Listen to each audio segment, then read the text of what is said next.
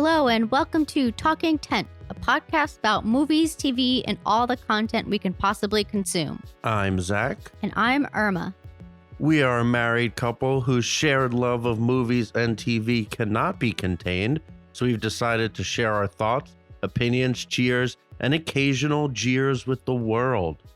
Welcome to episode 20 of Talkin' Tent. We've made it so far.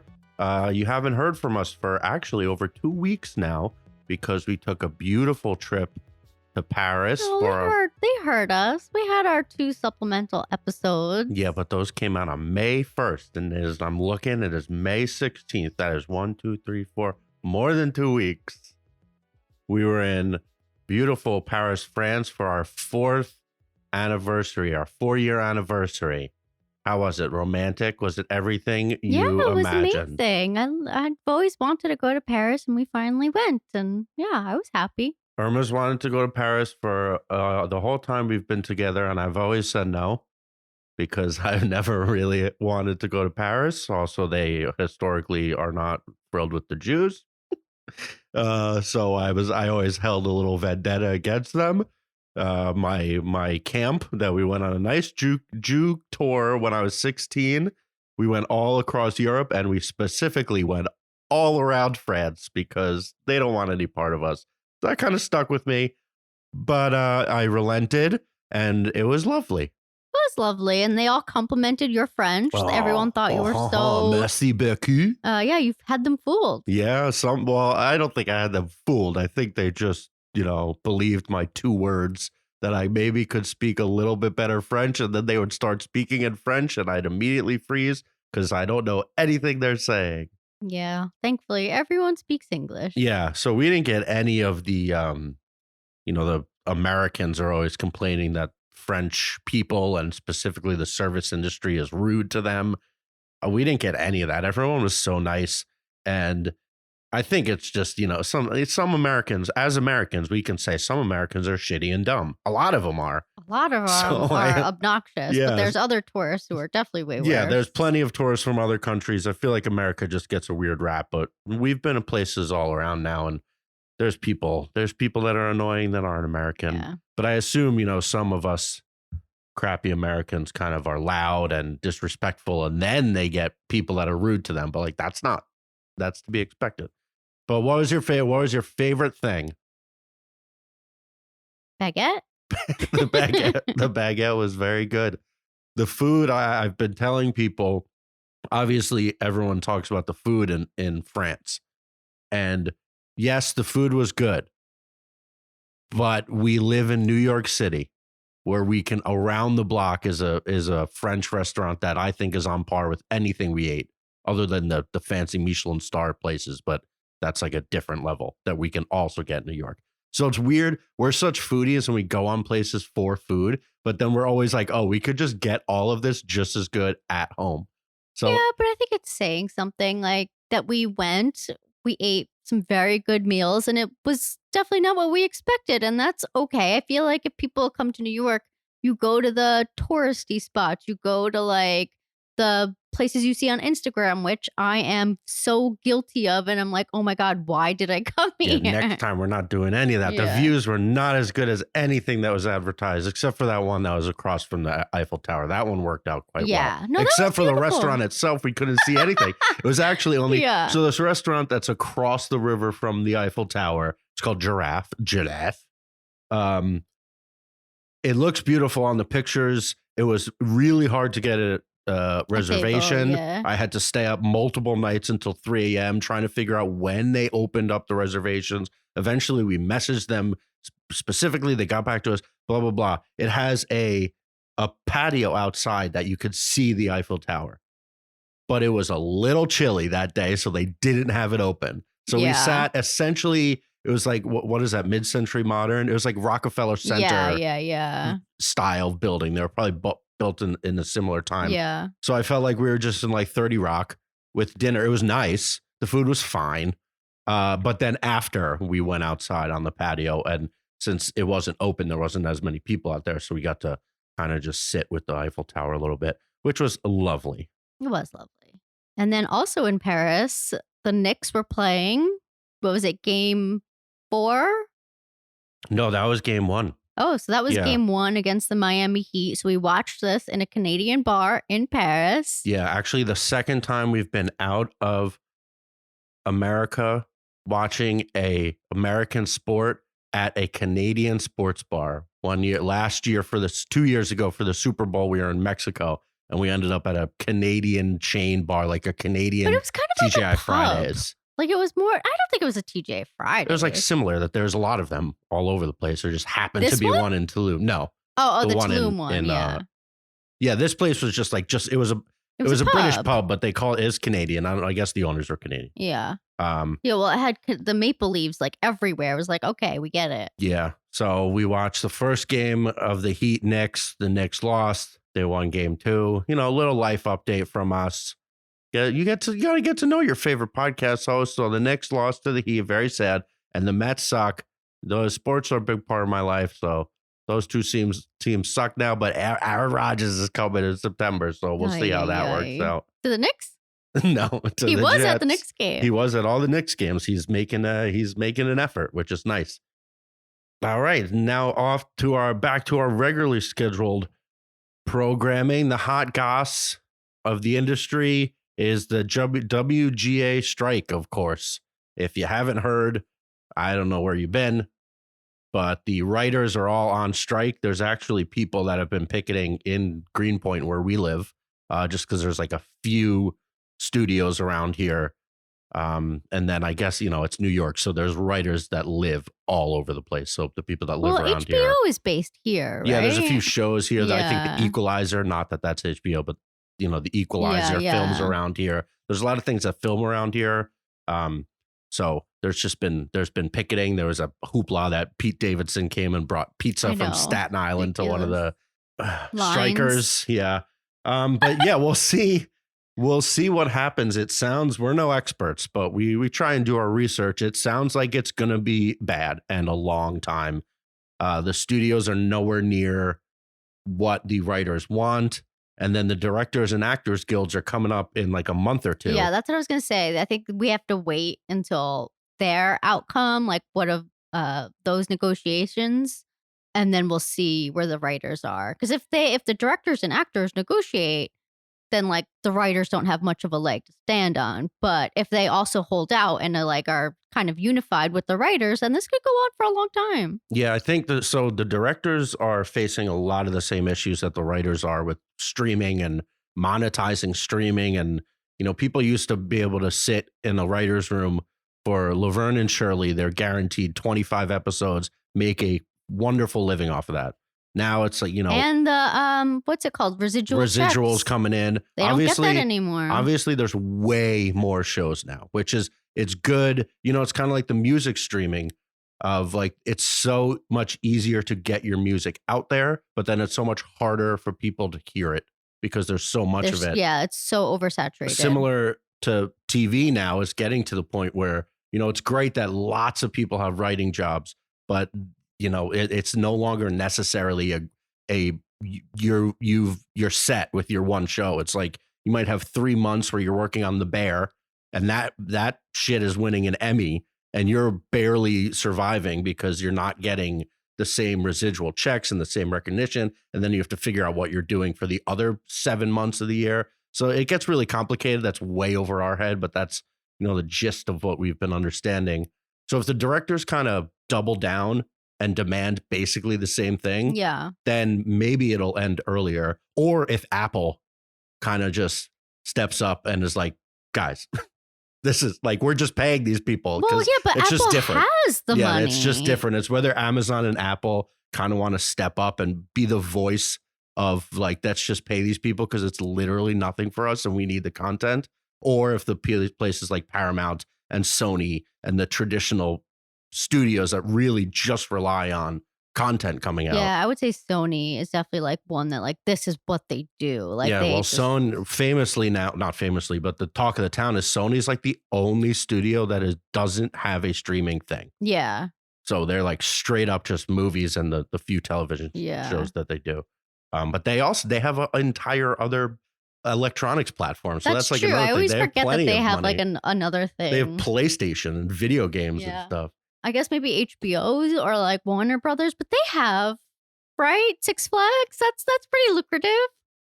Yeah, I feel like that's probably more of just a partnership. I don't think Warner, I don't know. Is it like a Succession thing, like a I have Disney that no they own? idea. The same company owns it? I don't think so. I Yeah. think it's just a partnership. And it might even be, and I don't know. I don't know about Six Flags. Yeah, that's where they make their money, Yeah. right? Um, but yeah, we'll see how it shakes out. Right now, we're not feeling it at all, which is what we're about to get to, because there is way too much TV. Yeah. I really wish they would have spread all of this out. And not so obviously, I want everybody to be making money and having jobs, and I don't want you to have to stand outside every day to try and get, living wages in very expensive cities.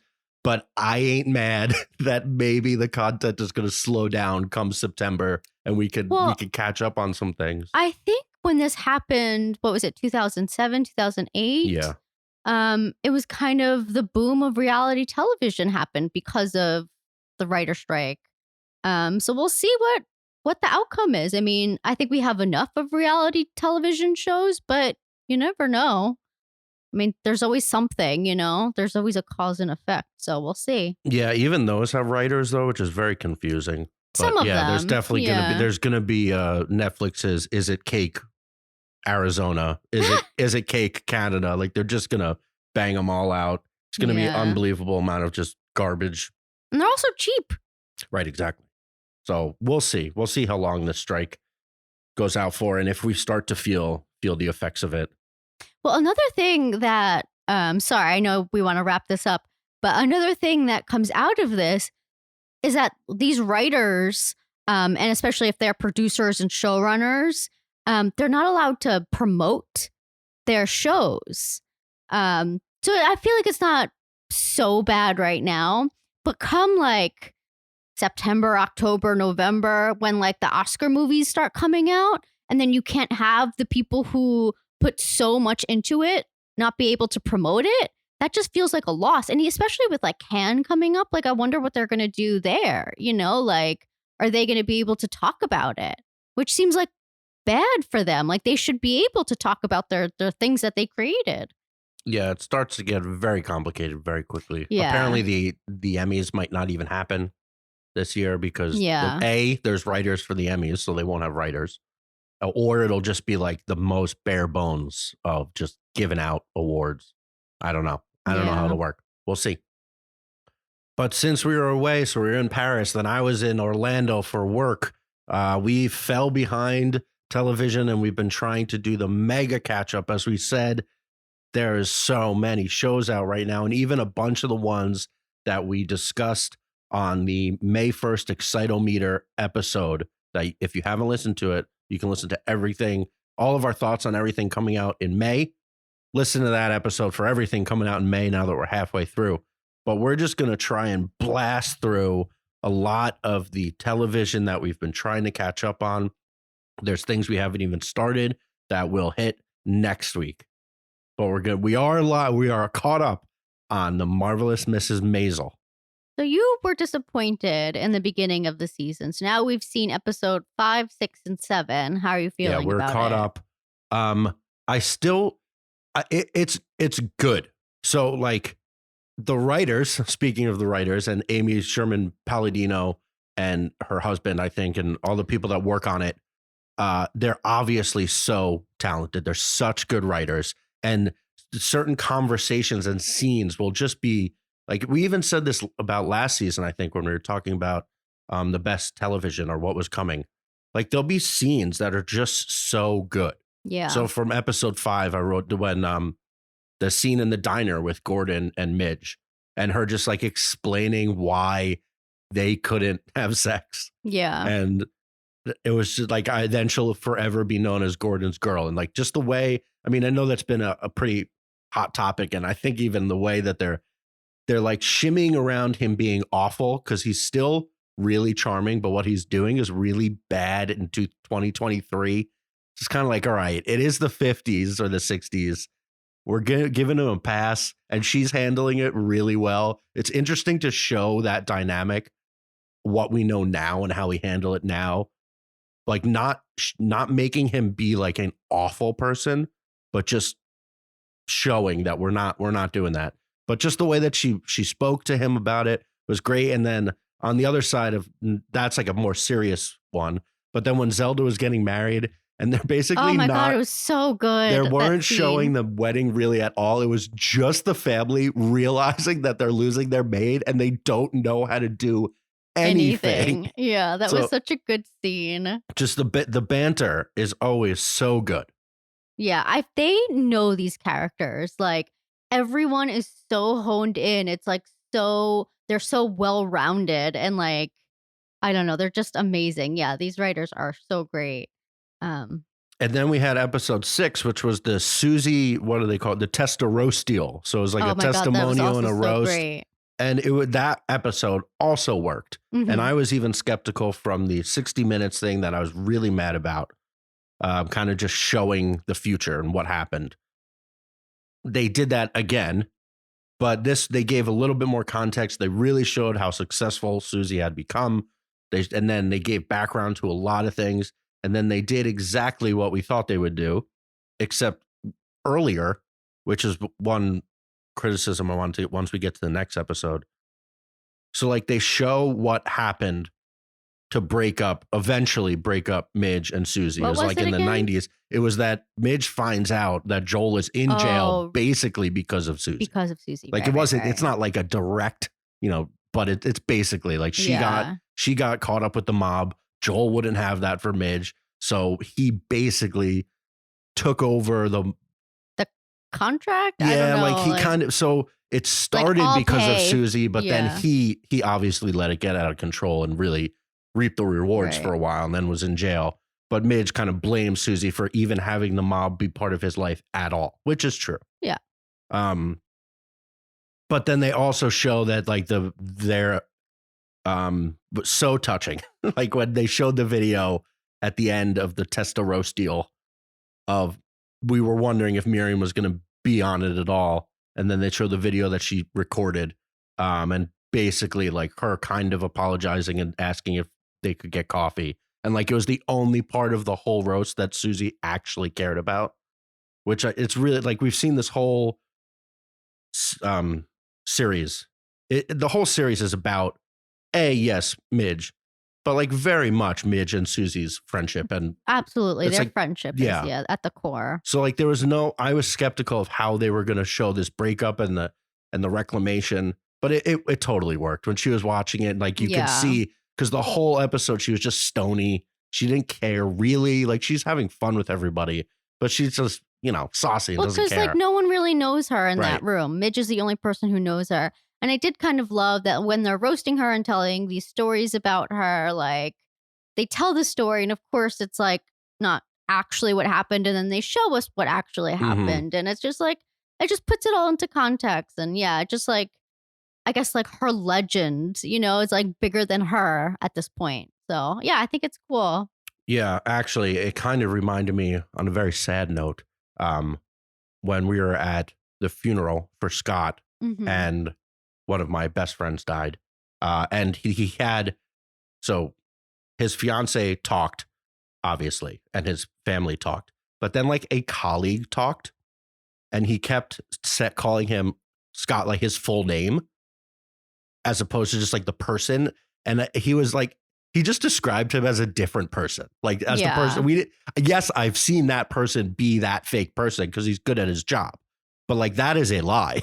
And so like that's all he knew of that person. That's what a lot of those roast things were. It's like Yeah. the legend. It's like the face they put on, but like you don't really know that. You've never Yeah. had a joke with them or really Yeah. gotten to know them. So that actually reminded me of that, which is good. That, that it can remind you of something so sensitive.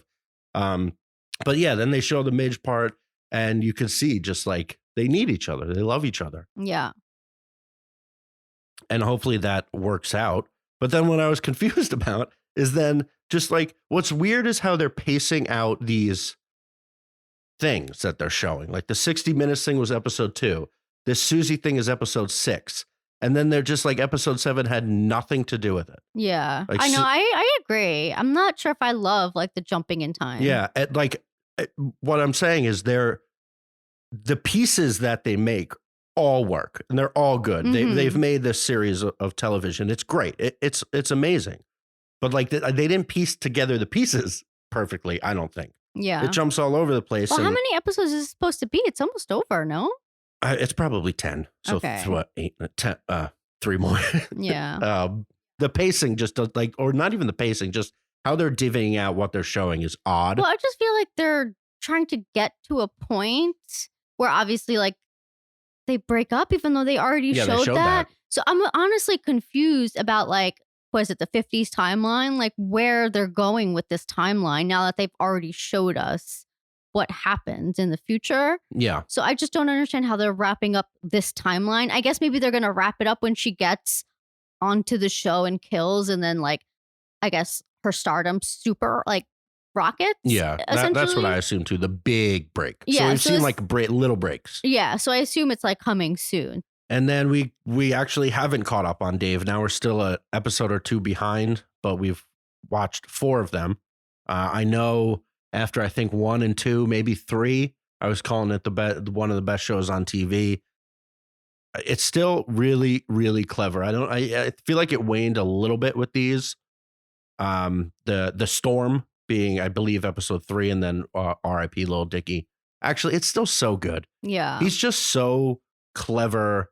Like the storm, it's hard not to compare this show to Atlanta for some reason Mm. because it's getting more and more surreal, especially that episode. Yeah. Whereas, like, basically, like this horror setting where they're trapped in this house of people that we would that say are very conservative. And then Lil Dicky and all of his, black friends and his Asian, the videographer, and just him and the manager, they're only white people, and they don't. And Lil Dicky is Jewish. Just like all these people trapped in this house with crosses and potentially KKK members around them, Yeah. and they play up the horror of that. But then I just love that he learns that he's wrong again. Like he Like, does he that so judges them much. too Yeah, he fast, judges it yeah. too fast. And like he wants to save this girl. And then Mhm. she's like, I'm okay. Yeah. Like I know I got booed as being fat. That's okay. My family, yeah, is like a little conservative, but I'm happy here. Yeah. And like it's always just a learning experience for him. And I really like how introspective he is. It just feels so honest. That's what I love about the show. I agree, yeah, I really agree how, like, he's not scared to make himself look dumb and look wrong. Feel like a lot of people wouldn't do that, and I also really love, like, how each episode is pretty contained. I mean, yes, obviously, there's an overarching arc of the whole season, but, like, the Storm episode that you're talking about, like, it really is just, like, this, like, what would you call it? Bottle Yeah, episode. like a bottle Yeah. episode, and that's kind of like a bunch of bottle episodes, and they're all a bit different in tone. Like, this one was kind of scary, and I like that. Like, other ones are funnier, or other ones are more like dramatic. And like, I know this sounds kind of cliche to say it's like a mini movie, but it really is. It's like this like mini little story within like this giant arc. I keep doing that. Yeah, he's just obviously very clever, and the people that he's brought around him Yeah. to help with the show, it's really good. And then the next episode is titled R.I.P. Little Dicky, and their bus blows up, and the manager convinces them to play it up because people think he's dead, and it's just like an exploration of social media and how you know It's so clever how he does Yeah, it. it's just Yeah. it's so true. Like what would happen in that scenario? Again, it just feels so real and honest. And it's like loosely, it's pretty close to his life. Obviously, this didn't happen to him, but it certainly could. And he's at the level where, yes, he's very famous, but if he died, he becomes so much more famous. Yeah, And so like 100%. they're just playing on that. And it's crazy. And Yeah. then we didn't see, so they open it up, they end the episode with him Just showing up at a revealing college. it. Yeah. Yeah. So we'll see if they address the fallout of it, or I if know, they kind yeah. of So just we move on have, to the I next guess, a thing. couple more episodes to catch up on. So we'll Yeah. see. Yeah. Then another show we were very excited for was The Other Two came back on HBO. Again, I described it in the Excitometer episode, but this is the third season of like very inside baseball, inside the industry show of two older siblings to a Justin Bieber type. And now it's really become like the first season was kind of more about Chase Dreams. That's the younger brother's name. And now it's really like he's barely in the show. Yeah, he's barely in it. And I know it's called The Other Two, so it was always about the siblings, but it's now like very much about them. And it's just all these. It's funny. I don't know if this season has been quite as funny. It's almost like Brooke. It's very satirical. It's very like Brooke is so annoying sometimes, and I know that's the point. Yeah, I kind of can't stand that it's hard to watch. Like she's so desperate to be known and in the industry. I need Lance to be in it way more. Yeah, Lance is so fun. And also he's good looking. Yeah. I just need him to be in it way more. And then the brother is trying to make it as an actor. So there's just like so many meta industry jokes. And then they play up that it's I have always called the Chase Dreams character a Justin Bieber type, but sometimes they really just this past episode they hit it like on the into nose. It where the mom or no it was Wanda Sykes, who's like the manager at this point. It's like, oh, he's got to be at his rat face now. He's turned 18, so he looks exactly like how Bieber did when he grew out his stupid little mustache and wore t-shirts that were too big. And like they really lead into it. And there's an episode of when he first exposes his armpit for I think it was like GQ or Rolling Stone. Oh, it was GQ. Or no, it was Rolling Stone. They were fighting against GQ. Yeah. But like the first time because he turned 18, so he can expose his armpit for a photo shoot. And it's just it's very strange. It's very good. If you haven't watched it, I would definitely recommend it for half an hour. On HBO. Half an hour of yucks each week. I know, it's great that it's a half hour. Next show that started in May, White House Plumbers. We are 2 episodes in, so last Sundays we haven't watched yet. There's only 4 total. So that one we'll be done with very soon. Not so much. There's only 4 total? Yeah. Oh, I guess I didn't realize. Not so much to say about it. I'm really liking it. You were middle after the first episode. Yeah, no, I definitely like it. It just feels so over the top. And I guess like, I mean, I don't expect this to be like exactly what happens by any means. I hate like going into things and being like, oh, well, this is how it happened. And like, no, like I know it's a dramatization of that, but just like even talking to your parents this weekend and your dad knowing who was who, and he's like, oh yeah, that's how they were. That was the crazy one. And it was just like, what? So they really were like this? And maybe they weren't like this, like, because Justin Theroux, which character is he playing? Gordon Liddy. Yeah. Unbelievable. Yeah, Justin Theroux. I can't imagine that's a real person. As expected, is stealing the show. Honestly, I wonder how I would feel if they didn't have him doing what he's doing. Because it's like, it's good. And Woody Harrelson is fine. He's a little more of a straight guy.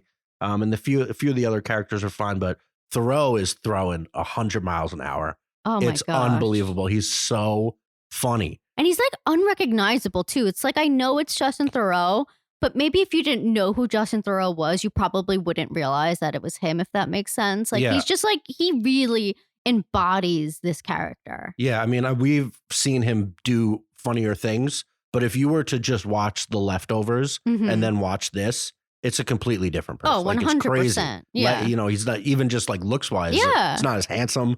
He's wearing that stupid mustache. Oh my God. But yeah, it's always like what you're saying. It's always so hard, usually for me, when something is based on true events. Yeah. Because then I'm always analyzing, is this like really what happened? Yeah. But in this case, it very possibly could be, because they're all obviously idiots and historically blundered. Yeah. Like a huge thing. But then also, like, it's kind of supposed to be a little satirical. Yeah. It's kind of supposed to be a little over the top. Kind of like Winning Time. Yeah. So like Jerry Buss, like, yeah, he's kind of like that. But the things that he says and does, and all of that, it's not literal. It's like, I know. Well, they're making a TV show. Right. I mean, they have to, I don't know, play it up and add things in to make it more compelling of a story. So yeah, but even though for this, I feel like the probably didn't have to add that much Yeah, since it's well, such yeah, a crazy maybe not, but story. like, there's no You way they know? just made up that Gordon Liddy was really into the No, Nazis. I So know. like, yeah, like he And you probably wouldn't make didn't. that up. That's not No, something you would make you up. can't make that up because it Yeah. would seem so fake. Yeah. And And the apparently, fact that they broke into Watergate 4 times. yeah, right. Well, that stuff is just true. Oh, I know. That's what I'm saying. It's crazy. Yeah. And So to me, watching it, I'm like, no, this is not true. Because I mean, I don't really know much about it. And then you look it up and you're like, what? yeah, it does make me want to read like a book or something really. Yeah. That's just straight up factual. Yeah. Just because it's crazy. I mean, I know we were born way after it, so it was always a thing that we knew. Like we know the words Watergate, and we basically understand what happened. And then there was the resignation and the impeachment. But like I don't know. I never took the time to like really research what was happening. But yeah, we were with my parents, and like they obviously were alive and totally conscious and in our age or whatever at the time, or in their 20s. And so like it was just like. It was like if something was on the news now, we would just know about it. Yeah. But I kind of like that I don't know everything because No, I know. I agree. Yeah. sometimes when I know all the plot points for things, I'm like, all right, let's just get to the next thing. Yeah. But you're just like waiting for things to happen. yeah, I really like it. It's also short, and Justin Theroux is worth watching. 100%. Yeah. I don't know. I know we always talk about Emmy things. I guess this will be limited series. It would be with Beef, because of it's a comedy. I don't know. Now I'm like Stephen Yeun was probably still gonna be the he'll still runaway. win. Justin, But Theroux, yeah. I mean, man, he's crazy. He's so good. And now our first kind of disappointment. I believe we talked about this because this also just came out. We talked about on the Excitometer, and I was very, very excited. I was also very This excited. was maybe like most intriguing, at least just based on the concept. Mrs. Davis, Damon Lindelof's latest venture about they pitched it as a nun fighting against an AI, which I guess it is if you had to give one sentence of it. Yeah, I really still love the concept of it. It's very convoluted. It takes so many twists and turns. Like half the time I'm confused how we even got to where we are. You know what I mean in the story? I'm like, I don't think I could give a plot synopsis of this to anyone except for literally what you just said, which I don't even think is really that accurate. Yeah. Because I kind of feel like the whole religious aspect of it and the whole AI aspect of it are pretty separate. And I don't really, and there's like these really big ideas of like AI essentially taking over the world and this woman who's devoted her life to God. Those are such big concepts and they don't intertwine that well. And I'm just confused why they felt the need to do both. I don't know. Cause I actually really do love, like religious stories in a way. Like I do find it extremely interesting. But Yeah, it's an odd one. There's a lot going on. yeah. I think one of the major problems is the main character doesn't know what's going on. And so then we don't know what's going on, which is potentially okay, but it seems like nobody knows what's going on. And that aspect of it reminds me of Lost a little bit. Damon Lindelof, obviously. And then, yeah, so it's like, it reminds me of, it's like Bad Preacher because it's loony. It's got all these ideas. You know, Jesus is running a falafel shop. Well, It's it takes the very religious similar. aspects and makes them literal, which I'm Kind of. fine with. Yeah, like she's married to God. She's married Yeah. to Jesus, which I kind of like. I like that part of it. Yeah, there's a lot, like there's just a lot of aspects. And then the AI is somehow related to her, and we think we know how, but we're not positive. And then there's another group of people that want, and then it's actually all about the Holy Grail. So we've talked about all this, but it's really just about the AI wants the Holy Grail. This other group of guys wants the Holy Grail. We don't know why. We don't like, it's just, maybe it'll come together. So we're actually not all the way caught up. We're episode 4. We've watched 4 of them. And I actually kind of liked it through 3 that we binged pretty quickly. Then we took a little break and then just watched 4. And maybe just the stopping broke the momentum, but that shouldn't be a thing. Like Yeah, you that should be able shouldn't. to catch right back up. Maybe episode 4 was just bad and kind of lost us. But yeah, it seems convoluted, half baked, like him and it. I think her name is Tara Hernandez that they have as Damon Lindelof and this Well, other I think woman. it's Tara Hernandez. Like she created Yeah, this, and and then like I think David Lindelof. I heard him on a interview. So he was saying that he really just wants to help younger creators make the shows that they want to make. Like he also has another show on Freevee that he helped create, and he just like really wants to help shepherd in the next generation. So I don't think like yes, David Lindelof was there and Damon. Damon Lindelof was there and I think gave notes here and there, but I really think we have to like this is more Tara Hernandez's show. It feels like Lost most of the things that he's done, just in that, but then not as good. Because Lost only started to get iffy near the end, and like they had a really nice line Mm. of what was happening. It was really well developed. And then it started to fall off once they had to answer the questions. But maybe this is kind of the same thing. It's like, why does everyone want the Holy Grail? What is the AI? I assume they have the answers. But like there's like mystery box show, but then I need to be intrigued. And there's the intrigue that's falling off. Yeah, I guess I am intrigued, but at the same time, like I don't know, the whole AI aspect of it.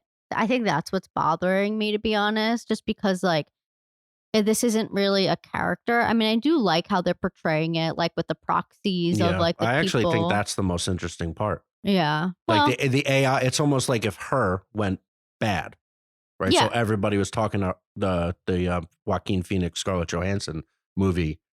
Like if that became sentient and controlled the whole world and everybody believed in it like God, I guess that's how they then The related that parallel, back to yeah. the nuns and the Holy Grails. Like an AI could technically be a god to us. Social media kind of is godlike to us. Like it has control of everybody. But that's all happening in this one story. Like I feel like they should have at least slowly ramped it up. Like showed us Yeah. one aspect of it, then built to another. Well, also because like the main character like hates the AI and wants nothing to do with it, but then like she kind of gives in pretty quickly, Yeah. and I don't know. I just I don't. Yeah, we'll see. Are we gonna keep watching Oh it? yeah, yeah, yeah. Okay, I have to see you have where to. he. I keep saying, well, they will say it's Lindelof and this Yeah, other woman. Hernandez. Um, we'll see. There's something there, but it feels half baked, and we'll see if they land the plane, as I always keep saying. And then from a half baked to a fully baked genius level, Jury Duty. We mentioned it that we were recommended, and then I think we were recommended by some loyal listeners to watch Jury Duty on Freezy, which is on Amazon.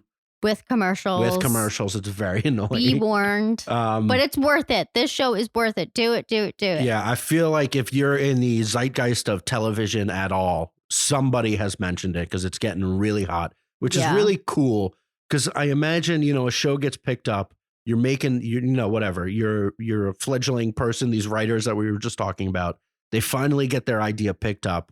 It's like Shea Serrano. Yeah, that's is the also, show. the show is also on Freezy. Well, and that's with Lindelof. Oh, okay. That's the show. Yeah. But that's coming out, and Mike Schur.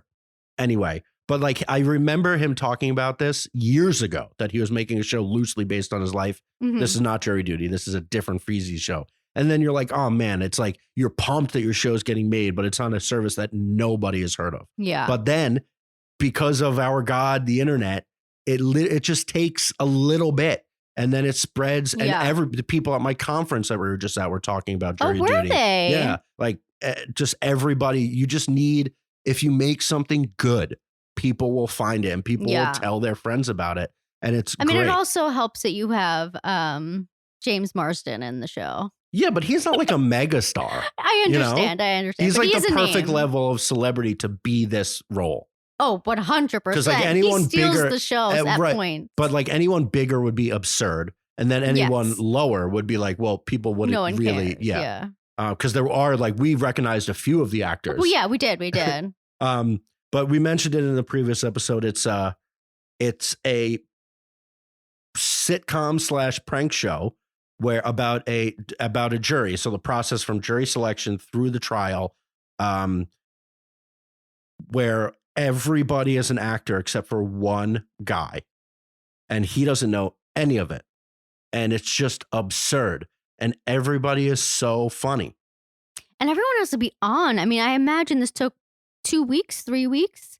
Like, Yeah, I think it was more. Well, for the actors they showed. Well, for the we won't actors, but I'm ruin just saying, anything, like, but yeah. while they're filming. I think it was 16 days. Okay, yeah. Where Which like, is a they long had to be like time. basically on just in case the hero that they called him, Ronald, Yeah. Came around. Like they couldn't fully control him. Yeah.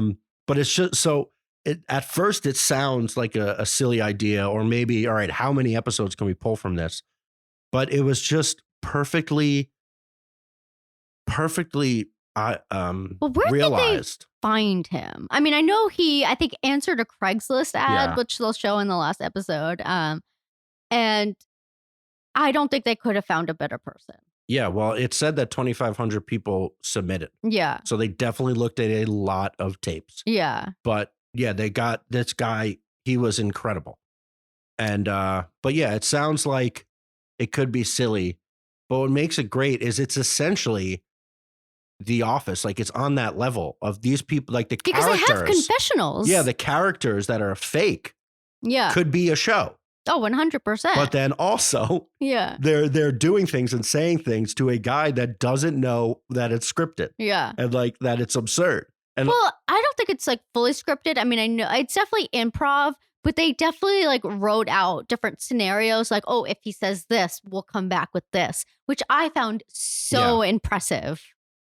That they did so much research and like so much planning, which I guess you have to do. But it's like how they build out video games now. Like if you take this line, it's a totally different situation. But it's cool, like seeing it, like how it all came together. I thought it was amazing. Yeah, if you haven't watched it, again, watch it. They're all out. It's so good. It's hilariously funny, and then it gets touching at points. And there's no way you won't love it. It's impossible. It's amazing. Yeah, and it's what, a half hour? Yeah, they're short. And I think there's 8 of them. And onto another funny, touching show on HBO. It's called Somebody Somewhere. Is Bridget Everett's semi-biographical, again, another one of these, based on her upbringing, but now she's obviously very famous, but it's showing kind of loosely based. Yeah, loosely she has based. A lot of brothers too, which are not obviously in the show. So but it's a Duplass brothers. I think I'm trying to figure out a way to describe it. And I think the easiest way is just to say it's a Duplass brothers executive produced. It's their vibe. It's like, there are very funny moments, but it's about relationships and depression, and, just working through life. But then, it's funny. It's not like a mega trauma. Yeah. And it's just another one that just totally works. Bridget Everett being much more sensitive than I'd ever seen her. She's known for like raunchy comedy. Yeah, like really raunchy, singing all the time, which she does do, but like singing in these tiny dresses. And she's a larger woman, so like she plays that up in her. It's almost vaudevillian, her normal shtick. Yeah, it's like a burlesque vaudevillian. Kind of. Yeah, like I think she lives in New York, and she always used to do like she does these shows. Yeah. But now she plays a much more sensitive. Back home, we learned in the first season, so we're currently halfway through the second season, that one of her sisters killed herself.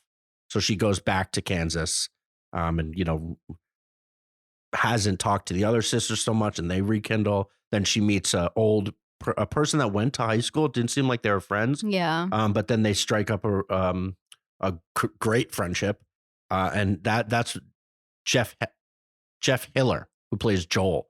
And he's a gem. Yeah, he is great. I actually think we saw him when we went to Upright Citizens Brigade. Really? Yeah. Actually, now that you say that. He's a comedian, but not in anything that I think anybody would know. Well, I don't think she met him before the show, which I Oh, find so that was like an audition thing. It wasn't like she picked him. exactly. Oh, Yeah. Like, I don't believe that they don't have like a a real. friendship. Well, I'm sure Yeah. now they do. I'm sure now they do, but I'm just saying, like, before this show, like, it is so authentic. Like, they start giggling, and like, I feel like I start laughing just Mhm. like because of their infectiousness. I don't know. I just find them just so fun to watch, even though half the time what they're talking about doesn't relate to me at all. Yeah, or it's kind of sad. Yeah, or it's sad, but I just love them. I find them so endearing, and I don't know. Yeah, he's the best. He really is the best character. It's really good. And I just like, even though they're kind of hinting at it now, that it's not so it's basically about Bridget Everett's character and Joel, the other guys, basically their friendship, and then Bridget Everett dealing with her family. But I just kind of like that both of them are single and both of them are trying to find happiness in life, but it isn't just all about them finding a partner, which I feel like it could easily just fall into, like kind of a dating kind of sitcom. And it doesn't, even though Joel is now exploring something, but they, often we watch these things and we're like, oh, the answer is she finds a man and he finds a man and they're both happy and wonderful. And in this case, they don't really address that at all. And I kind of like it. Yeah, they're just best friends. Yeah, and it doesn't just fall into those tropes of like, this is how you be happy in life, Yeah. Yeah, I do kind of wonder where the show is going because it is very slow moving. I don't Mhm. think much happens in each episode, though I do enjoy watching it. And normally I kind of hate that type of show. I'm just like, all right, I need to know like where this is going. I need to like have some sort of plot points that we can like move forward with, but I don't know. This is just more like a vibe in a Yeah, well, way. like in a sitcom, you don't necessarily need, Well, even though that's this different, is, but sitcoms are like joke, joke, joke, yeah, so this is like your modern Duplass-esque sitcom. I suppose. It's like Yeah. it's hard to, it's a different word, but it's like togetherness that the Duplass brothers just actually made. It's just about people. I They're don't just think I like like people. togetherness. Nah, you did. Or whatever. Like they have a bunch of stuff. If you like Duplass brothers stuff, if you like Greta Gerwig stuff or early Greta Gerwig stuff, Yeah. or This definitely, yeah, has an indie vibe to it. all right. And now the big one that we have to talk about. There are definitely a few shows that we're still watching that I think maybe next episode, so next week, we'll kind of talk about all the other shows. So we'll kind of pivot. We'll do every other. So we won't mention a bunch of the shows that we just mentioned. Specifically, we'll talk about Barry next week. And then a few others I really Queen want to. Charlotte. Yeah.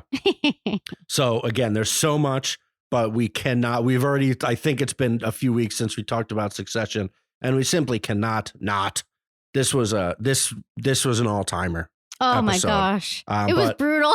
let's jump one more back just to It keep was also brutal. yeah, One to more keep back. it pivotal. So episode 7 has an all-time scene. Episode 8 is just an all-time episode. Yeah, I agree. Episode 7 was 2 weeks ago when they have the, I guess, pre-election gathering at Shiv and Tom's apartment. Yeah. Um, They called it the tailgate. yeah, right. When it got to the election on the next episode, I was like, so what was that? And it's just like the night before, I guess. Yeah. But we get some revelations. Shiv invites Madsen, not telling anybody that he's coming, or not tell, like, they don't know that she invited him. They just think he's coming because actually they think that the dad, Logan, invited him. But Shiv said you should come because there's going to be a lot of important people and you got to whatever. Schmooze. Yeah. So like Shiv, the regulators who could block or let the deal go through. So Roman and Kendall had kind of made it clear that they do not want the Gojo deal to happen. They think they can run the company themselves. They want to get bigger and better and wonderful. And Shiv has kind of leashed herself to let's make the deal. And she's kind of betraying her brothers and going with Madsen. So he shows up and that throws a wrench in everything that's happening at this party. So Tom is now on one, trying to prove himself to Madsen to not be fired. Roman, what is he doing? He tried to make amends with Jerry. And she denied him, which I think was kind of the nail in Roman's coffin in a way. Like, I think that's also what set him. Like, he definitely wasn't doing too well with his dad's death, but I think Jerry also not coming back to him made him just kind of like fly off the handles. He was just kind of Yeah, like, true. yeah, like Roman in these past 2 episodes. Oh my gosh, He's what a next killer. level. But you're Yeah. right. So losing his father, Yeah. who we always kind of bowed down to and like let him guide. Yeah. And then Jerry, his kind of only Confidant. Yeah. are both gone now. So yeah, it does make sense because he gets on one. But the 2 big revelations from episode 7 before we get to the crazy one, is that everybody starts understanding that the numbers that the stock price and the success of Madsen's Gojo company are potentially faulty, and they've been apparently extremely inflated. So to the point where everybody's very concerned. So it must be like a huge amount, and it's in India. So if that could be millions and millions of users, hundreds of millions of users being fake. So Kendall gets wind of that. Shiv gets wind of that. Kendall then that episode ends with Kendall saying, we're reversing it. We're going to use this and we're going to buy Gojo. And he also insinuates that he's going to be the man on the throne without Roman. He said there's one head, one crown or something like that. Yeah, which I find kind of interesting because I do kind of feel like, I mean, he said that to Frank, who is his godfather, but we don't see Frank's response. So I'm almost kind of like hesitant to say like him and Frank made any sort of plan for like that to happen. I think it was more of just like in the moment, in the heat of the moment, he was thinking this. Yeah. And then, I mean, Kendall says a lot of things. Exactly. And then we'll see where it goes, which I think episode 8 kind of helped push him in that direction more. Yeah. And then the Emmy reel for Tom and Shiv is their blow up it was so on good. the porch outside or the balcony outside. Just like an explosion of their emotions. Yeah. Just next level. I mean, everybody was talking about this scene. It must have been crazy on set. We saw Sarah Snook talking about it after, being like they were actually outside in New York just screaming. Yeah. And obviously voices like that are going to bounce off the glass. Yeah. And like anybody at that level could probably hear our windows open.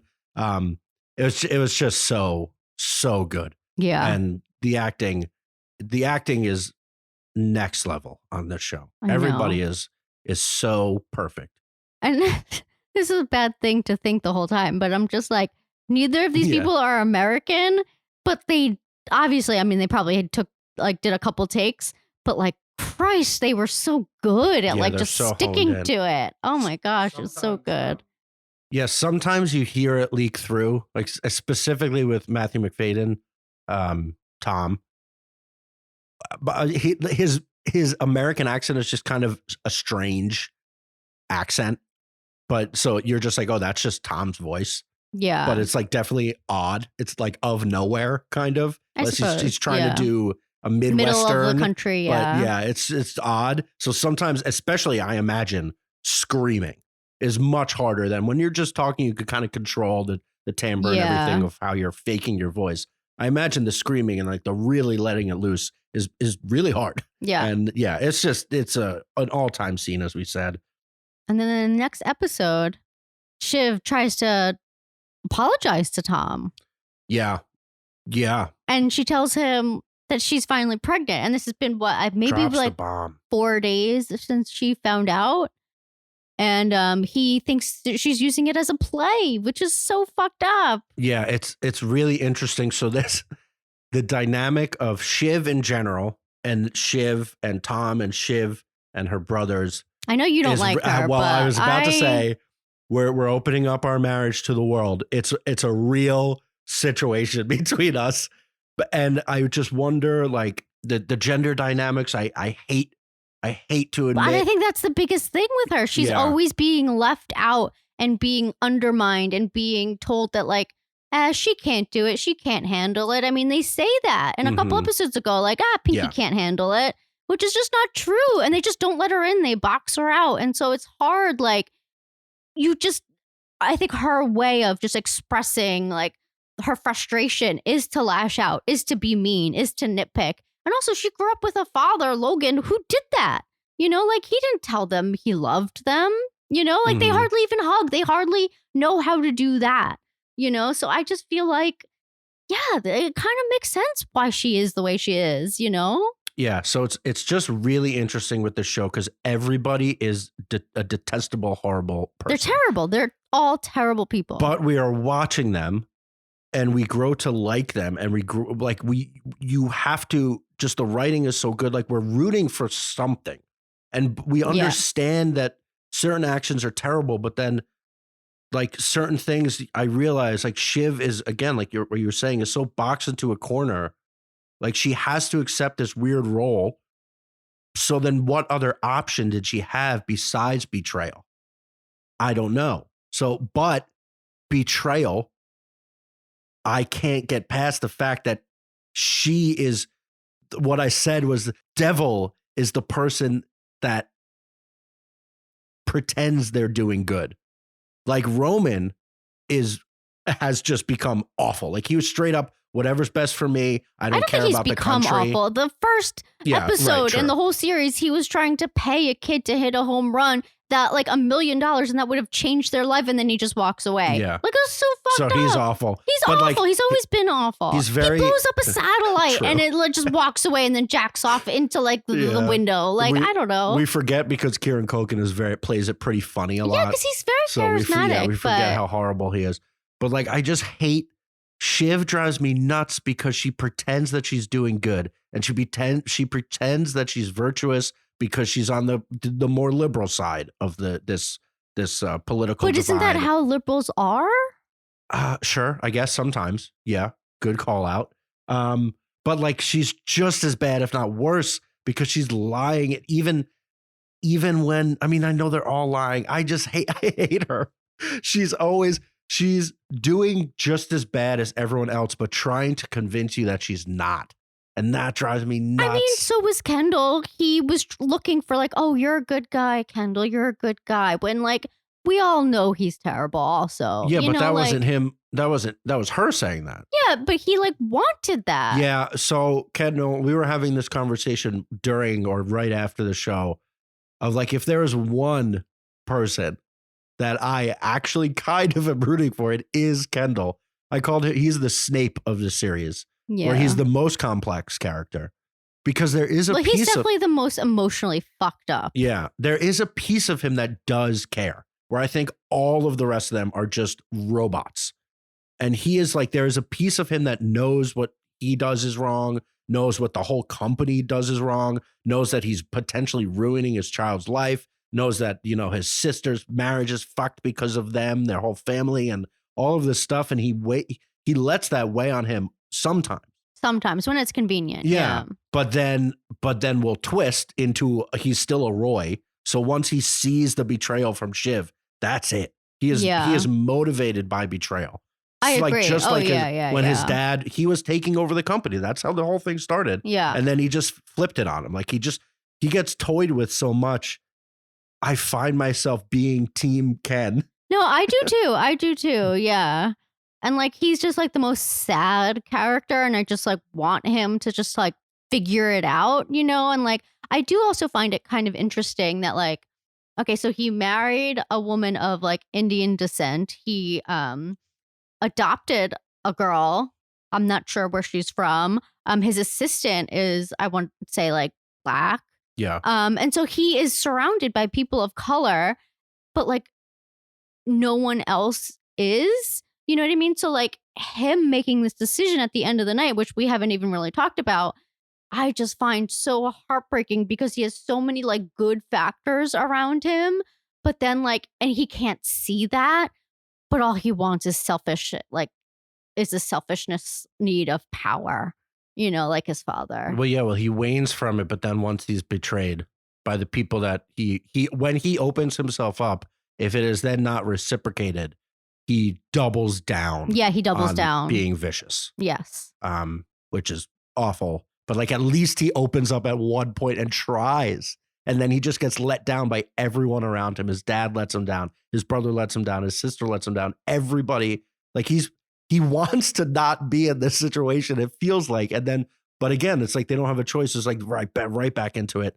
But yeah, we should talk about that. This episode is just the night of 2016. Loosely. It seems No, worse. I know. It seems know. worse. Like a straight, like what 2016 might have opened up the possibility to happen in the future of like a super fascist. Yeah. Without naming names, we were all scared that night, but whatever. Like literally paving the way for a Hitler almost. That's kind of how they're.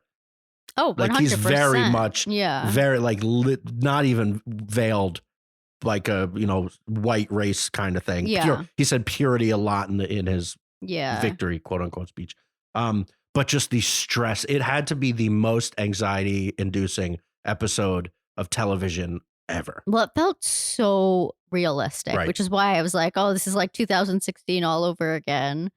I kind of feel like this episode is what this whole series has been leading up to in a way. Like, I just think this was like one of those things that he has been planning for a long time. It was so well written. It felt so real. And I feel like you can't do that unless you have like just so many things you research. I don't know. Because this guy's British. You know what I mean? Right. He's just making a commentary on like U.S. democracy. Well, it's not like the British democracy is doing so great either. Right, They're but it's an absolute different. Mess. But it is interesting. The outsider's perspective can be worse, but can also sometimes be better. It depends on the person. I know with like 3 Billboards, right? That's Martin McDonough, right? Yeah. People were like pissed because it was like, this guy doesn't understand America. Yeah. So they didn't believe it. But then he did a movie in Ireland and everyone freaking loved it. Yeah. But then Jesse Armstrong on the opposite side, nobody's calling him out for not being American and being like, oh, you're critiquing our system. Well, he has a big writer's room, and I feel like a lot of people, to help maybe get those things right. But yeah, it was, so there's been episodes of like Breaking Bad, The Sopranos, Game of Thrones, where these shocking things happen, or Euphoria. So honestly, the only one that I just thought of and kind of the heart pounding is that the Euphoria of when she's just running through the streets on drugs, running away from the police and dealing with all that was just like anxiety inducing. Yeah. But it's more of in like a Safdie Brothers way. Yeah. Where it's these people that it's very contained. Yeah. And it's anxiety inducing just in the present action. But this was like the world is at stake. And it's in these hands of these dumbasses. Right. Or it just there's the lack of empathy and the lack of morals and just toying with even Connor, who's kind of the levity at but just him nonchalant being like, oh, I can be the ambassador to this country that he literally knows nothing about. But it's just like these people get these positions of power because they're wheeling and dealing. Because they're billionaires. Yeah, just like the wheeling and dealing. And he says that on camera. Oh, I'm a billionaire. No big deal. His speech, just every piece of this episode was perfect. Yeah. The jokes, like even Greg, who we don't even understand. You do for me? Yeah, we don't understand what he's doing, but he's learning this game. Yeah, and then when he gets the wasabi. Oh my God, that was the best scene. He pours the seltzer in the guy's eyes. The LaCroix. Yeah, he sips it. He's going, not that it's because they're not sure if it's flavored or not, and his excuse is it's not that lemony. It's not that it's fine. It's like, oh no, this is lemony. He's like, well, it's not that lemony. Yeah. But yeah, it's just so vicious. They all so vicious. One thing we're talking about the Shiv Ken conversation where Ken is kind of opening up the line of maybe the poison drips through. Yeah. Of like the dad and like all of that and just him being vulnerable. Yeah, but him just like being broken from birth. Like there's just nothing like a nature versus nurture, but in this case it's both because he was natured and nurtured by the same evil person. Well, I love like him going to Shiv and everything he says in that conversation, just like, like what how he feels about Roman. It felt like it was one of the most honest conversations they've ever had. And Shiv honestly just didn't know how to like handle that, I She don't knew think. exactly how to handle But it. no, she fucked up. She should have just called that guy, Yeah. Nate. She should have just called him. Even if she didn't ask him that question, just call him. Like, what was she doing just with a dial tone? Yeah, That's that just was like pretty stupid. dumb. That was dumb. And like, I honestly, I know you're going to rejoice in this, but I do kind of blame her for Mencken getting voted correctly. Because if she just would have like given Ken what he wanted in that moment just by calling Nate, I don't think any of this would have happened. It's possible because he was cracking. He was cracking under Yeah. the pressure of his kids finally. Yeah. And he was not happy about electing a fascist. And Yeah. what there was another great line. Oh God, he specifically said it. Oh yeah, in the same conversation, I did write it down with Roman about when Roman was saying to Ken, like it was Oh, the always you always chicken. got your way. We always relented to you. I get. They did paint him as kind of the problem child. He was the drug addict. Sometimes when there's that one that stands out, especially when it's the oldest, the younger one can feel lesser than. And like, okay, you only care about Kendall. Mm. And yeah, then Ken responds that so because we ate so much chicken as kids, we're going to elect a fascist. Like because Roman just wants that moment. He wants his thing. Yeah, he wants the win for himself Yeah. to be like, I'm the best Roy child. Yeah, it's just so good. It is. And yeah, I guess we're going to see though, because they declare him the winner, but like just because Fox News says they won Wisconsin, like they're going to do a recount. They're going to It's not actually Fox count the News. votes. Well, right. But like whatever. Yeah. But yeah, they also said like the votes were burned. Yeah. So like it wasn't an exact 1-to-1 because they had to ramp it up. So we'll see if also really funny that actor that plays Mencken of being like he got famous-ish, being like the totally burnout brother on Weeds. And now on this and in Perry Mason, he plays like an awful, just conservative, terrible person. Yeah. Yeah, he's so good. I love him. Okay, well, I think next episode they're finally doing the funeral, burying Logan, which is Yeah. about time. This poor man has been sitting just. That is also what's wild about this season. It's like 5 days. Yeah. It's almost. I think They we just should need almost to, lie about that and just say there's been more days. Yeah, I think we Because need every to time like they mention the suspend timeline, our yeah. whatever. But every time they mention the timeline, I'm like, what? I know they've gone to Sweden, they've been to Yeah. LA, they're back in New York. It's the election. Yeah, I guess it's too every much. episode is basically just one night, like one party. The other, when they were in Sweden, it was one overnight. Yeah. So it makes sense, but it's just like so hard to wrap my brain But around. also like the flying, I don't know. Yeah. Like I no just, rest days. Yeah. They would be so sleepy, although Tom is sleepy. Tom And is that's very what, tired. yeah, that's what got to the fight. He just wanted to go to bed. Yeah. I get you, Tom. That's how I feel. yeah. Irma, speaking of Paris, Irma was messed up. I was messed up too. You were more messed up. It wasn't the time though. It was all walking. I don't know. I've been sleepy lately more than usual. All right, so let's get off the couch. It's crazy that we still have so much TV to catch up on after all of that, but we will get to it. Let's get off the couch. We went to the movies. We saw Guardians 3, Guardians of the Galaxy Volume 3. The potential savior to Marvel. Did it live up to it? Did it live up to the hype? Disagree to what? I said, did it live up to it? Did it? Did it live up to it? Yeah. I think it was great. I mean, yeah, of course. I think it was probably a little too long, but in general, I thought it was great. I thought it was a really great capper. It was very heartwarming. I cried twice. It was also quite brutal to watch if you're an animal lover. It's not pleasant. But yeah, I loved it. I love these characters. I really do. I love what James Gunn has done here. I'm a little more middling, as Irma misunderstood me, but she was right because obviously we talked about it. I think the task that was set out was accomplished to conclude this era of the Guardians. The first act and the third act, very successful. Just getting all the characters and together and building what was going to happen, and then the third act of concluding it and giving everyone their send-offs and whatever, also very successful. Uh, as a great movie, 'twas not, I think it was because very good. the middle was bad. The middle was just boring. Like, I don't know what else they could have done with the rocket, because they wanted to make it about his origin. But I just would have done it better. Like, the flashbacks were fine, but like them getting too high evolutionary, unnecessary. Like the guy comes, things happen. Adam Warlock. Yeah, I'm. He's sent. That's who it is. Okay. He's sent to, essentially kidnap Rocket and destroy the Guardians.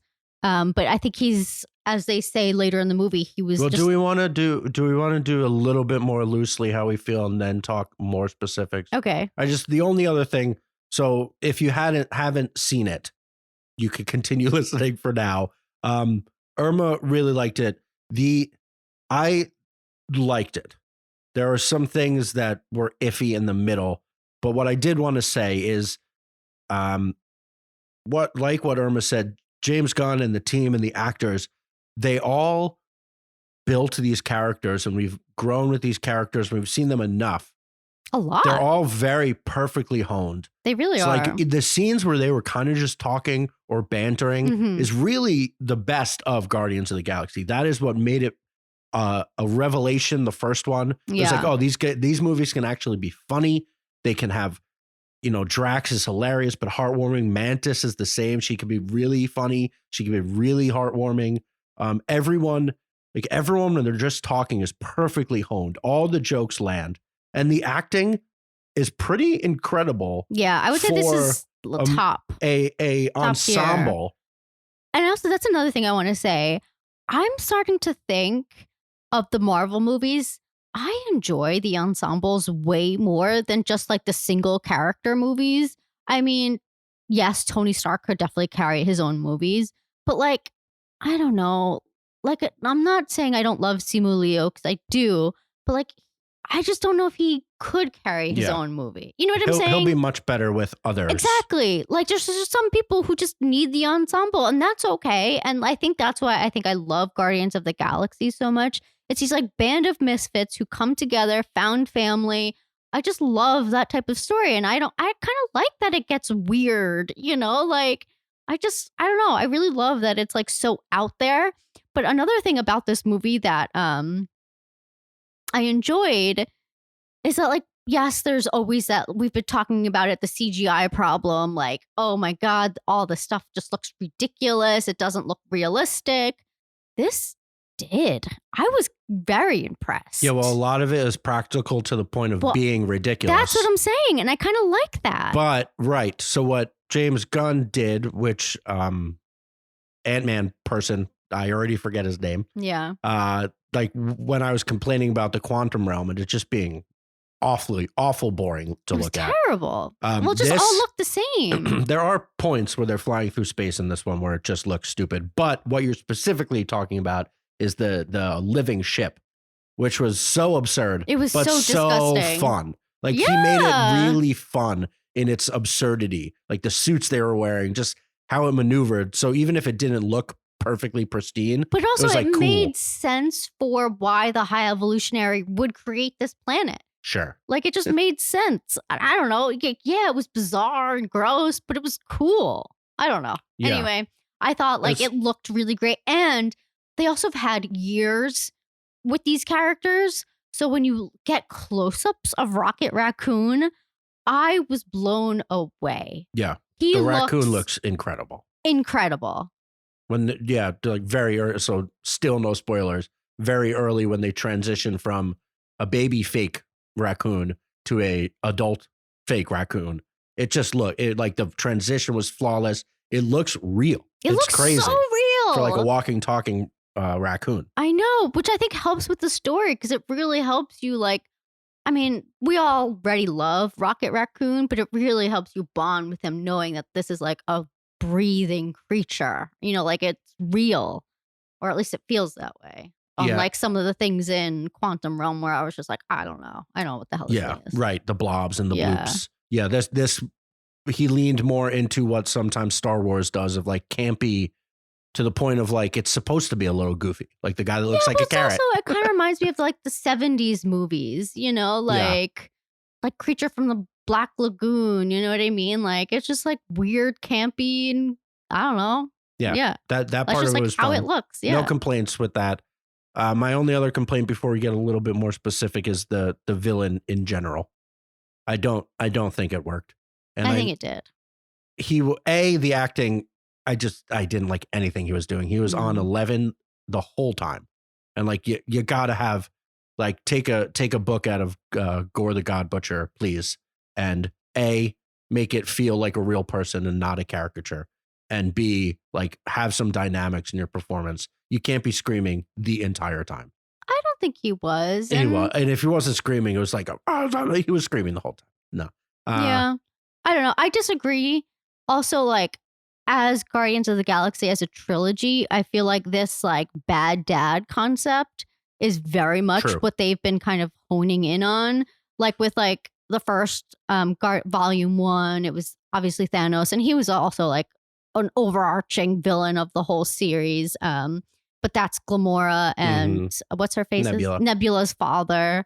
In volume 2, that was Ego, played by Kurt Russell. Sorry. And that was Chris Pratt's dad. Star-Lord. It's a lot of people. And then in this episode. Volume. Oh my gosh. In this volume, this high evolutionary is essentially Rocket Raccoon's father, creator, really. This like, and all of them have these god complexes, like they're all gods in their own like respected universes. So I honestly think it like works in that perspective. And like, I don't know, he was this like Frankenstein scientist thinking. Right, full spoilers coming up now. We're just getting. Oh yeah, I'm sorry. Full spoilers. So he was this like Frankenstein style scientist that thought he could create the perfect world. And Rocket was an experiment. And I think initially he thought maybe Rocket was a mistake, but then realized how unbelievably smart Rocket is. And out of all of his creations, Rocket's the only one that could, I think, fully think for himself and like solve problems on his own without needing to be asked or just like copying. And because of that, Rocket escapes this laboratory, and so he wants the high evolutionary wants Rocket back because he's like, okay, nothing else has worked. I need your brain.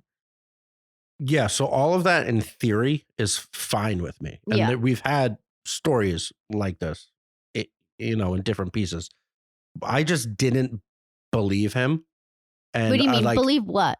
The villain, high evolutionary. Like I just the path they took of him trying to make this like perfect society, but he thinks that a bunny is the answer, and like he's all mad that wasn't the answer. So the like phase 90. But he's created like multiple worlds. That was just one of them. But then like the next phase is converting a turtle into a turtle monster, and like him being super mad that didn't work out. Like if he's a scientist making a perfect society, like just it just didn't feel like he had any understanding of any of it.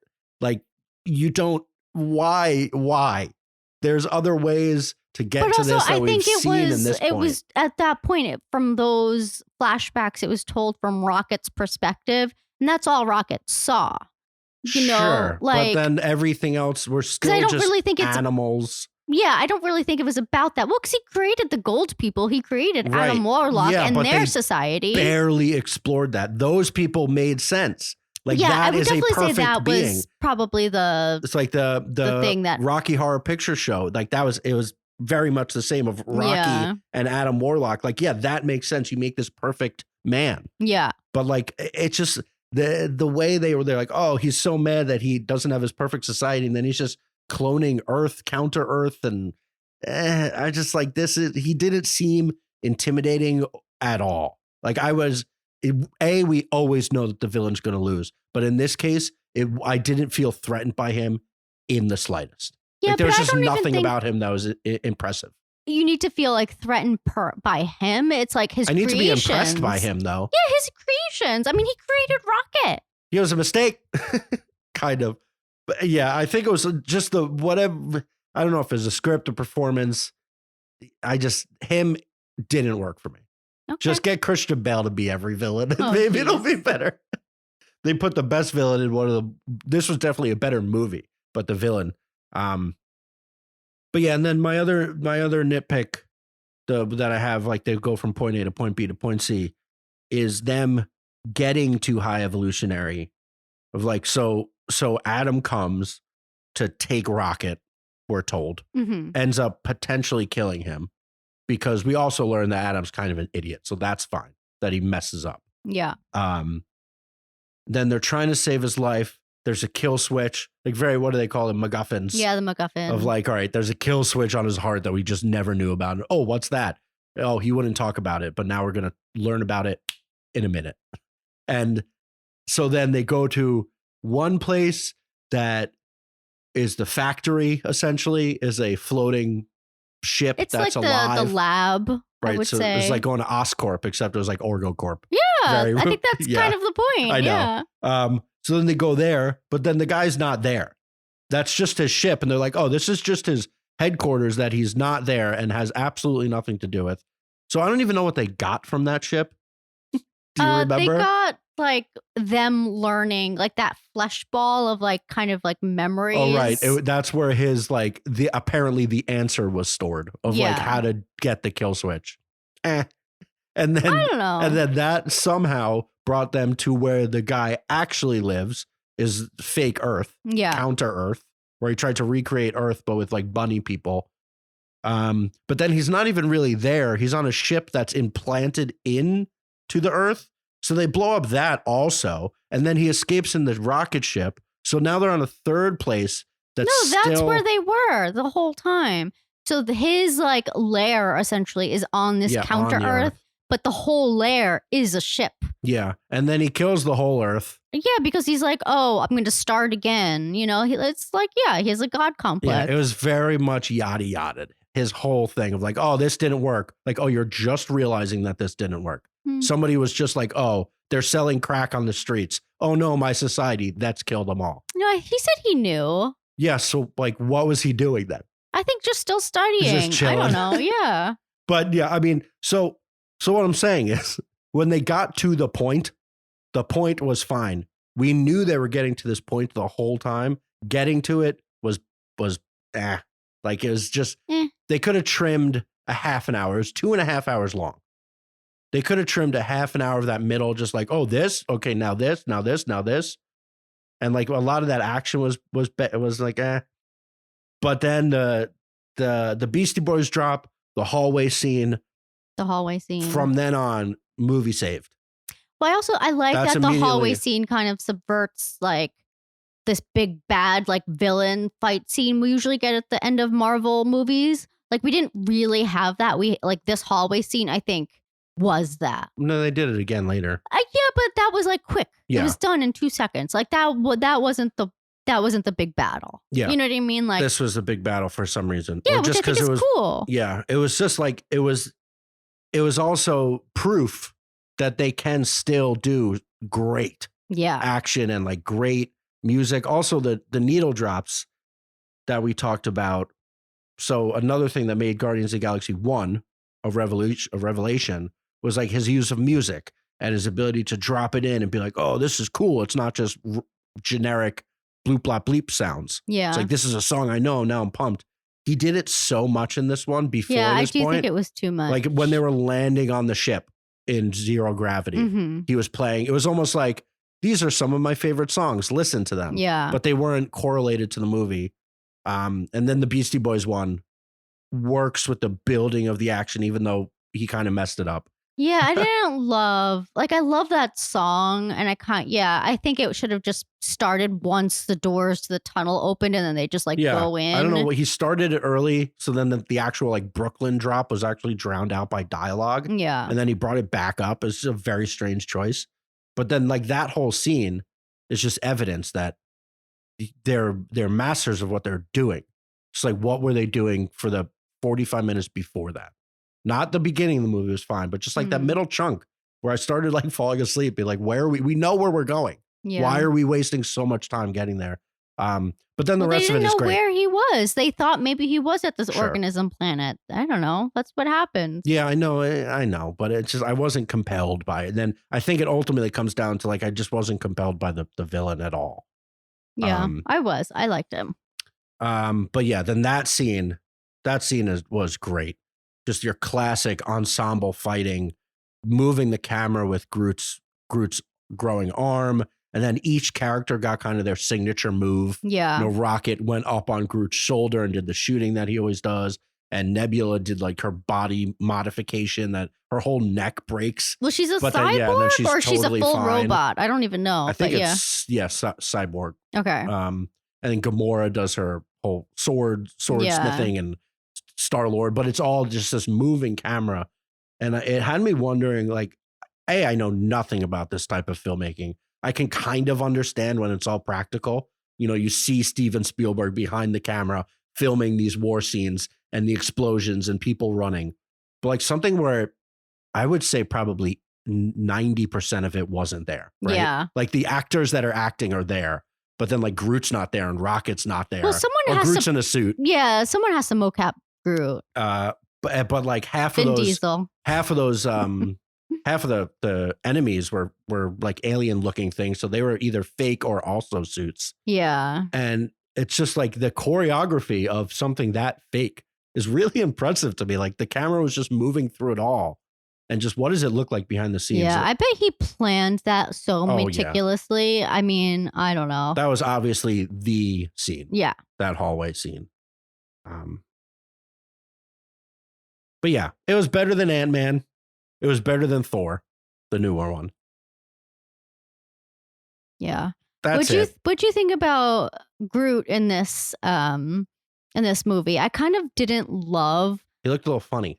like his swollenness, and he was definitely more violent, which I didn't love. Like just like having all the guns and stuff. I just felt like that was that part was so cool though. It was very cool, like Octo Groot. You know what I mean? Like it was definitely very cool, but I just feel like from the first movie he's more passive. But his best bud is dying. I suppose, yeah. So you think like so he had more to fight for. Yeah. And at the very end of the movie, Didn't like it. Well, I do want your perspective on that. So you didn't like it. No. So do you want to hear my perspective? Yeah, of course. So you know how like Zoe Saldana's character, so she's not the original, what's her name? Gamora. She's not the original Gamora. She's like from a different universe. She's essentially like a different Oh yeah. Not like Zoe Saldana, the actor, replace someone like this Gamora. Yeah, this Gamora is like one from a different universe. And so she doesn't really know them. And I suppose like if you don't know Groot, you can't understand him. But then once and they show that like she can't understand him. And then finally. Oh, you're right. Let me get to it. Finally, they show her being able to understand what he says. And at the very end, he says something like, I love you all very much, or something like that. And I think that's us being finally able to understand Groot. You're absolutely right. And now I feel stupid. Yes. So I kind of loved it. If that is the case. It is. Yeah. Yeah. You're so smart. Yeah. In the moment, it is shocking. It is shocking. And yeah. I had to think takes about you it. out of it. Yeah. And you're like, that's all. He always just says, I'm Groot. But you're right, because they did fully establish that with New Gamora. That's the only reson why it made me think of that. Yes, definitely. That like now we can understand him. Yeah. I don't know. I kind of loved it. I thought it was cool. It was off-putting though when it happened. Was off-putting. Because you only hear him say one thing for the also because you like hear of it. Vin Diesel. Right. You know? Yeah, say more than just I am Groot. Yeah. Yeah, what else? I mean, so I'm going to just say like my two favorite needle drops was the creep, the first one as it opens, right? Yeah, that one I felt like didn't count as much, but yeah. Yeah, no, I mean, I That's just just love that use of music rather song. than Yeah, needle I drop. just thought Yeah. like it was a fitting way to like kind of show you, Where everyone's at. yeah, where everyone is, like just, like, whatever depression they have. And then, of course, at the very end, you were going to maybe say that this doesn't also count, but Florence and the Machine. I just thought it was so fun and great. And I don't know. So those are my two favorite. I thought everything else was a bit distracting at points. I'm just like, this isn't here. This doesn't isn't needed. And I also felt like it was so loud, not to be like an It old was. lady, but it just got so much louder when the needle drops hit. And it was just like so jarring and like you just like heard it. It wasn't like something simple in the background. I mean, I do love like how like he'll have his headphone in and then he takes it out and it becomes quieter. Like I do like that, but So, full disclosure, we always talk about our beloved AMC Dolby Theater, which has perfectly precise audio. And that's what we're often used to for this type of movie. The timings didn't work out. And we saw it at a normal AMC theater, not the precision still an Dolby. AMC though. Well, right, but not like the fully. So when the editors are editing the sound, they start with that Dolby and then they Oh, mix it down. I didn't know that. So for like the whatever, and then they'll eventually mix it down to just be like left and right speaker for anyone that just watches on the TV. Mhm. Um, it was too loud, Yeah. but that could have been the theater, and that also could have played into why some of the action in the middle became very grating on me because Mm. it was like it was hurting my ears a little bit. Was it? Yeah, a little bit. Parts of it, like a lot of the explosion was like, oh my God. And I usually like when it's really loud. Yeah, me too. But there was something that was like, maybe it was the mix of the movie. I assume if we saw it at the Dolby Theater, the music and the mixing of everything would sound just a little bit more pristine. Yeah. So that's something we'll just Yeah, I guess never we're get just like back. so used to Dolby. Who Yeah, knew where it's that it perfect. affected us? Yeah. Anyway, so I think that was everything I wanted to say. I really enjoyed it. I know you didn't, but Yeah. So where do you put it? So that if the talk of the town of being nothing has really been good since Endgame, except for, so where is this? well, Spider-Man 3, where Right. you can, yeah, Well, I think that's great. Or So whatever it's No called. Way Home Yeah, No Way Home. is Definitely easily, better. so it's Far From Home was actually immediately after. Far From Home. Okay. Then Shang-Chi, Eternals, No Way Home, Doctor Strange, Thor 4, Ant-Man 3, and Guardians 3. So this is probably 2 behind. Yeah. So you're not f- going to say Doctor Strange. You love Doctor Strange. No, yeah, so it's like it's a 2 and 3 Yeah. because there are parts of Guardians that are much better. Mm-hmm. Like just the characters they build, the jokes, all of that. Yeah. It's like it really works. What was wonderful about Doctor Strange is it was less than 2 hours long Yeah, because true. they trimmed all the fat. Just get to it, Yeah. And this has a lot more characters, so it's harder to do. Yeah. But yeah, it would be Spider-Man No Way Home number 1, probably Guardians 3, then Doctor Strange, then it starts to get pretty iffy. Thor, I don't know. Ant-Man's at the bottom. Eternals though is in there too. Yeah, and Turtles is definitely at the bottom too. But yeah, this was kind of supposed to be potentially maybe the savior. I don't actually know what happened in the box office. I assume it was slightly disappointing, but on the scale of slightly disappointing for Marvel. Like You think it was disappointing? box office wise. Huh. Should we look it up right now? Yeah, look it Let's up. look it up. So this is supposed to be like the send off for a lot of these characters, but I do like that they didn't, spoiler alert, please stop listening, that they didn't kill anyone and that they kind of gave them like a second life within their universe to go off and do other things. But at the end, in the post credit scene, we got Star-Lord is coming back. So I guess we'll see where that goes. Yeah, I think this is going to be actually a major disappointment. We're not even over, domestic, we're at like 250. That's 2 weekends. Wow. That's very low for Marvel. That is very low. So we'll see Yeah. what happens, what comes out of this. Because this one actually got decent reviews also, whereas Ant-Man was just like immediately panned. Well, this is also PG-13. This had Marvel's first fuck in it. Who said it? I don't know. I'm not even sure. And it was pretty violent for a Marvel movie. It's like this is not something you could really bring a young child to. Yeah, it's on the darker side. Actually, so yeah, the last thing I did want to say And I know we're going very long, but you haven't heard from us in a while. We've already full spoiler alerts again. Nothing bad happened. I said that. I know, like, but I'm just reiterating, like, even the rumor mill of this being it for Rocket was so big that when Chris Pratt did the he's Almost dead thing, die.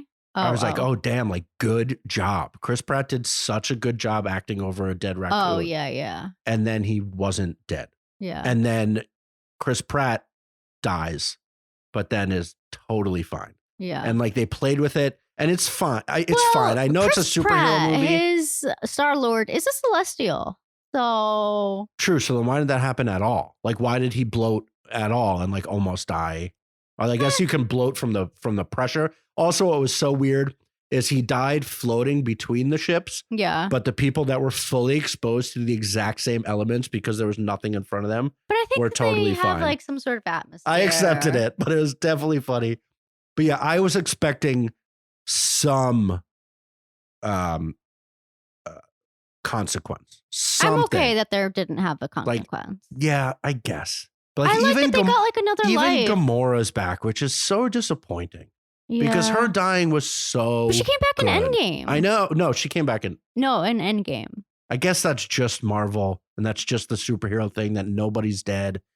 But like, there's got to be some impact until I don't know. I thought Rocket was done, and then Rocket's like totally fine. But of all the characters, like we know Batista is done. Yeah, Batista said he's done. Unless they drop the bag, who knows? True, but like of all the characters, like Bradley Cooper and Vin Diesel just have to go to a studio here in Brooklyn or whatever. You know what I mean? Like they don't have to go do anything physical, really. Yeah, but then they made a whole thing about Star-Lord coming back. So I wonder what, like, that's the hardest one. He's in every shot. Yeah, I'm just saying, yeah. I wonder what they're going to do. Yeah. We shall see. What movie are we seeing next weekend? Well, right. So next week for the episode that comes out next Wednesday, we are not positive we'll have seen Fast 10 yet. We're potentially seeing it on the Monday, so in which case we will have seen it. But maybe we'll wait 2 weeks anyway to give more people more time to see it, to actually talk about it. But does that mean we're going to see it twice? No. But next week, I would like to start Silo on Apple. I know you would like to at least start The Great. Yes. They're all out, which is so intimidating. Like, it's just out. We're not even catching up. We're finishing. And then we've fallen behind Yellow Jackets. So the shows we talked about this week will probably alter and talk about some other ones. Yeah, we've talked about Barry. We're also going to see Blink 182 at MSG. That's tent. So maybe we'll talk about our experience seeing those old guys still. They need to get their music in some of these needle drops. That would be killer. One of those could have been. Because that was 90s. Oh my gosh, that would have been so good. Yeah. All the small things. Yeah, it didn't fit anywhere. It's too dark. All right. Well, thank you to Craig for the production assistance. And thank you to John Welsh for our intro and outro music. Subscribe so you know every time we post an episode. Please leave a review on your platform of choice if you haven't already. Thank you very much. It means a lot. Find us on all the social medias at Talkin Tent. That's TalkinTent. Oftentimes when I tell people the name, they're very confused. So maybe that was a mistake. And email us any of your questions, your thoughts, opinions, your jeers at talkintent@gmail.com. From our living room to yours, what do you want to watch?